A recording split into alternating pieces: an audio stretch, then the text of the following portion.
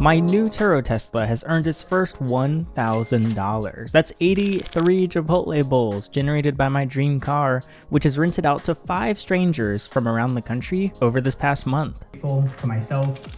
Oh, and it's gone. Okay. I was gonna take that shift, but it disappeared on me. It's 6:30 a.m. and I need to clean the car. Because the last guest did not charge it, the Tesla's been plugged in forever. Let's see what it's at. It's at 81%, an hour and a half left, so it will be full. This guy enjoyed the car. He's got molten rubber all over, melting my beautiful Pirelli tires, $1,500 tires. So I'm just gonna basically do a quick pressure wash and get that junk off. Good morning. Jeff. I say around the country because all but one flew into my nearby airport and rented the Tesla from there, which means I had to drop off and pick up from airport parking eight times, because it was, 2 times per guest, which unfortunately is not free. It's a $5 an hour, up to $21 a day to park in the cheapest lot, which is the first of many expenses that are already eating into my $1,000 revenue. Up until this point, you've seen me purchase, repair, drive, prepare, and rent out to my first guest in a couple recent videos. I made $203 from that trip, and then nobody rented the car for 2 weeks. Per recommendation from another host, the change I decided to try and stimulate more trips was making airport delivery free. This means that, yes, I would lose out on a little bit more money, but when you look to book a car at RDU International, it's more likely my Tesla will show up near the top and for a more affordable price, and it almost instantly worked, racking up 6 more upcoming bookings. So I gave the car a quick cleaning, dropped off, and got picked up, which, yes, is another expense because there's a risk I'll have to Uber back to my house. Most of the time, I can get a free ride by giving a friend or a roommate the key to my other Tesla, which they then pick me up in and bring me back. Or in the case of today, my dad dropped me off at the airport, but this does add more miles onto another vehicle. So it's one of those little tiny kind of hidden costs that not everyone considers. This guest did not charge the car before returning, so I billed him $25 for an improper return. It's essentially the same as returning a rental car without gas, so I can get reimbursed for the inconvenience, and as promised, now that I have a GPS tracker in the car, we can create a leaderboard of Turo guest top speeds, starting things off with a top speed of 88 miles an hour in the hands of this guest. He drove 182 miles, and I made $103 from this trip. A few days later, I hit the airport once again, but actually met this guest at his terminal because he was early. He was one of the very few times I've actually seen the person getting the keys to my car, and he was super nice. He had never driven a Tesla. I left, and he pulled off on his way across town, and it was really weird seeing the most expensive thing I've purchased in a long time just drive off with some random guy.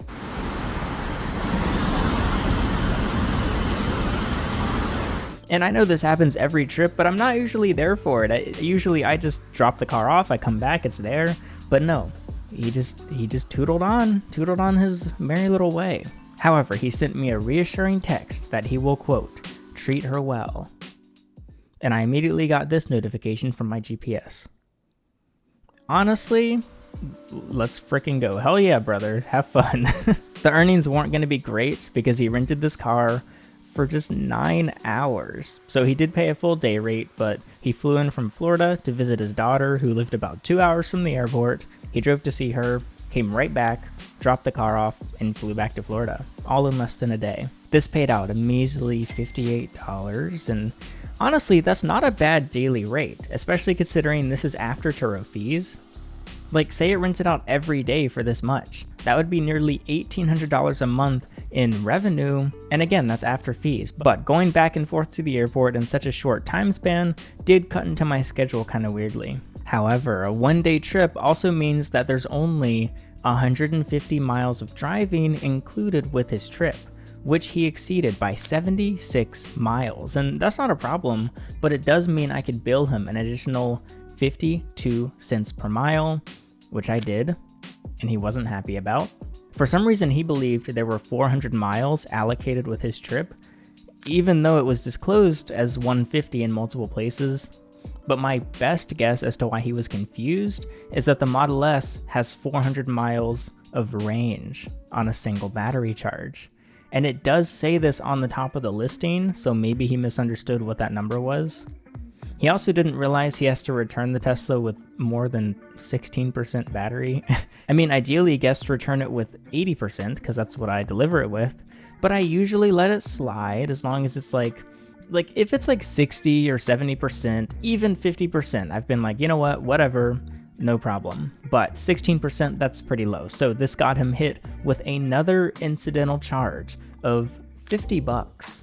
That brings his additional fees to $90, which is more than he paid for the actual trip itself. He, not surprisingly, did not like this and disputed the invoice I sent him.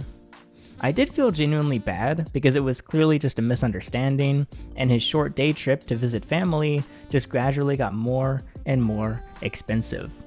But I didn't feel bad enough to cancel the invoice, so he ended up undisputing it, which I didn't know was a thing you could do, and he paid it, but he was still annoyed.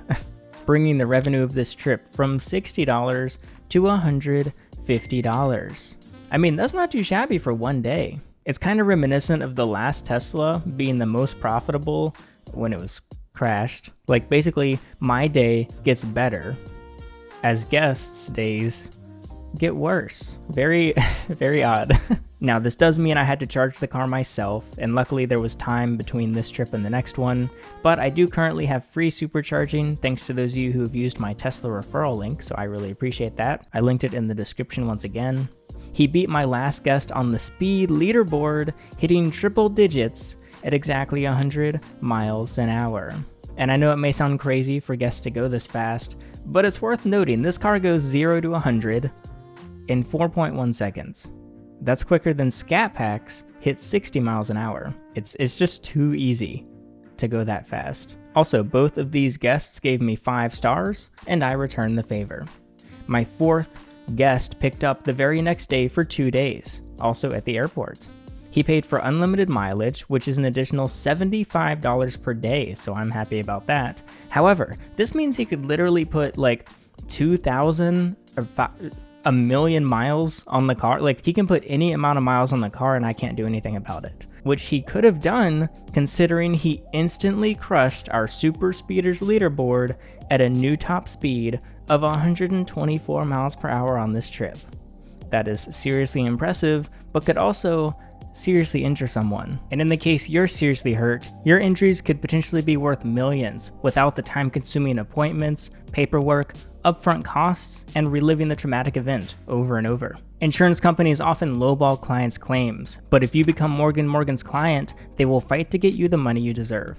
They've achieved significant verdicts in the past couple months for victims involved in a huge plethora of injuries, including life-altering car crashes. Like $12 million in Florida, 34 times the highest insurance offer, $26 million in Philadelphia, 40 times the highest insurance offer. One client was hit by an uninsured motorist and sued his own insurance after they offered him just $50,000, which didn't even cover his medical expenses. So Morgan & Morgan secured him over $5 million. Morgan & Morgan's fee is absolutely free unless you win your case. So if you've been seriously injured, your case could potentially be worth millions. You're just a few clicks away from potentially changing your life. You can start your claim now with Morgan & Morgan at forthepeople.com/goherping, linked in the description, or by using your phone to scan the QR code on screen. Thank you to Morgan & Morgan for sponsoring. Back to the video. Anyway, although this guy has unlimited mileage, he drove 300 miles, which is exactly what's included with a regular 2-day trip. So he paid an additional $150 for no reason at all, but I got that extra money without any extra depreciation or costs going into my vehicle. And this all around was the absolute perfect trip. He enjoyed the car, he didn't get a speck of dirt inside, the exterior was so clean that I questioned whether he took it to a car wash himself or not, and maybe he vacuumed it. It was looking really good. After all, there wasn't even any molten rubber from the tires stuck to my body paint, which normally happens when guests are driving at Sonic speed. The tires get really hot, and they start to melt and just splatter everything with rubber. I literally didn't even clean the car for my next guest. All of this while paying me $270 in 2 days. If I could theoretically earn $135 per day that this car's rented out, which in my experience so far, Turo cars tend to rent out for about 15 days out of the month, that would be $4,000. So hey, who knows? Maybe I could creep this price up over time as we rack up more rentals, get more reviews, and I get my all-star host badge back. I did take an Uber back home from this trip, which cost me $20, and my final guest of August is actually still in South Carolina as I make this video. He's due to return it in 4 hours, but the car is 4 hours away from the airport, parked in an apartment complex with 30% battery, so he might be a little late, which I don't mind, not exclusively because it means I can hit him with a late return fee, but hopefully he doesn't miss his flight. Oh, okay, update. I just opened the Tesla app and he is now zipping down the highway at 94 miles an hour on the way to a charger. We'll do this pickup together once he arrives, but we can go ahead and knock out the earnings, which is the most expensive trip yet, paying me $285. Now it is a 6-day trip, so I kind of expected more, but he did get a handful of discounts after his $80 a day base price. It's bedtime.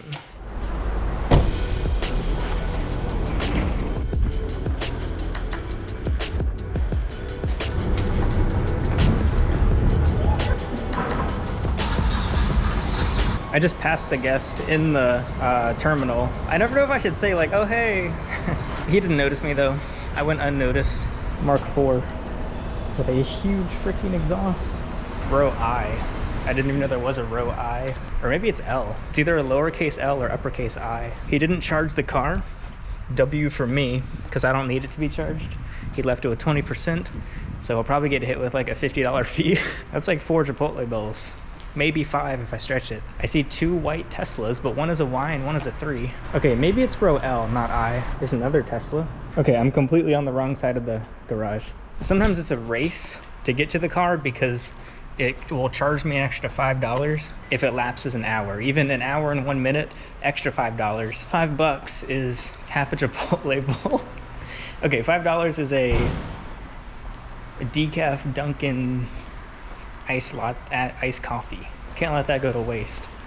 To the airport parking service. Okay, yes, it's row I. It turns out I comes after H. I thought I was like super late in the alphabet, but it's actually a pretty early letter. That was my bad. Oh, I see it. Can we see planes from here? Oh, that's a cool view.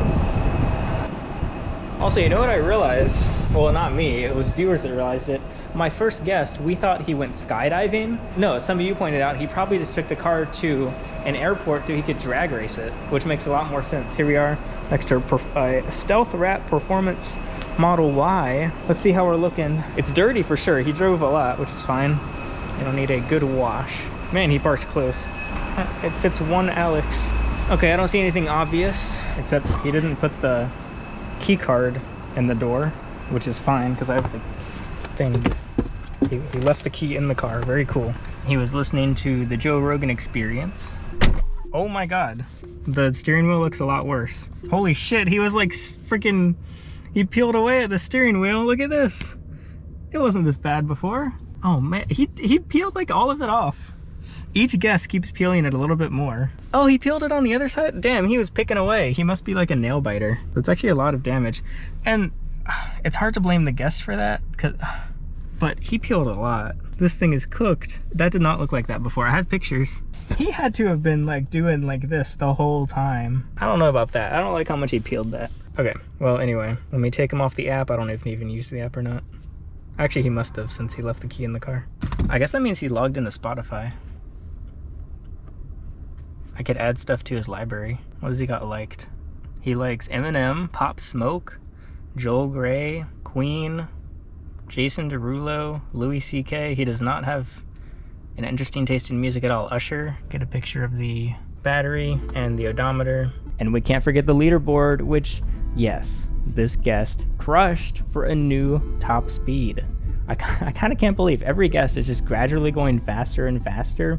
And by the way, they don't know about this. Like, it's not like I'm telling them about the leaderboard. We're just doing this for fun.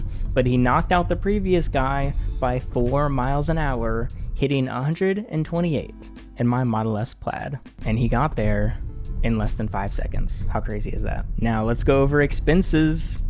Well, there were some big upfront costs to acquiring this Tesla, including the Carvana shipping fee, property tax, and now I've paid 2 months of my loan at $922 a month. As I mentioned in this video, I also brought it to Tesla for a brake job, and while it was there, I asked them to check out a grinding noise when you turn the wheel, which ended up costing $530 to repair a bent piece of metal that went unnoticed, or at the very least, undisclosed by Carvana. I've also paid personal car insurance, airport parking, Uber rides, and my Bouncy subscription, for a grand total of $3,792 in expenses for our first month of Turo Tesla 2. This means a profit of negative $2,725, which probably isn't a huge surprise if you've been following the Turo series for the past year. While equity into a car isn't exactly like equity into a home, considering that cars usually depreciate and houses usually appreciate, generally speaking, it is hard to get an exact month-to-month profit because we don't truly know how much the car will cost to own until the end. That being, I sell it, I keep it for myself and take it off Turo, or it gets totaled. So my focus is really entirely on the revenue number and making as much as I can there. We can compare this $1,067 to my last Turo Tesla, which made just $363 in revenue last August. I do also want to pay this loan off quickly though, because 10.99% interest is less than 11% interest, but it's also less than ideal, and I cannot refinance this loan for reasons I may cover in a future video. So I decided I'd pay all expenses for this car out of pocket from my day job. And anything I make from Turo will basically be an additional principal payment plus an extra $1 for good luck. I also decided anything I make from Amazon Flex, which I recently restarted just for funsies when I want to get out of the house, that money is also going to go towards paying off this car. So basically, any extra cash I get just gets thrown at the loan. So we'll get to wait and see how these trends change because it's got more bookings on the calendar.